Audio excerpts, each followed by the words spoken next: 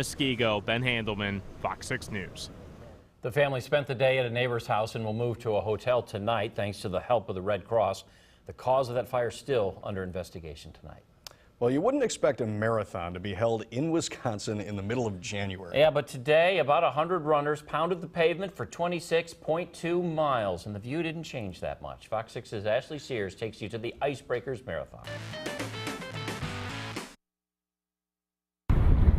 Bone-chilling cold, windy weather, less than desirable conditions for running. Can't imagine the people training and going outside and running outside on a day like this. But the cold is not stopping 100 athletes from lacing up. I'm ready to go. I had my coffee. They're taking part in the Icebreaker Marathon, away from the frigid outdoors inside the Pettit National Ice Center. To know that it's the perfect weather, 55 degrees and absolutely no wind, and can't add any distance to the race, it's ideal, I think. The athletes run the track for more than 95 laps. You kind of just have to find a rhythm and not really pay attention to the laps as much. The monotony broken by hockey games in the middle of the rink and speed skaters whizzing by. Just to have like motivation by you like non-stop will be kind of an interesting scenario, I think. There's so much going on right now. It's just going to keep you focused and keep you active and keep your mind entertained, I guess you could say. Ideal conditions on a day where the weather is not. It's horrible outside. It's windy and it's 10 degrees, and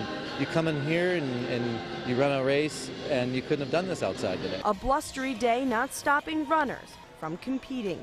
In Milwaukee, Ashley Sears, Fox 6 News.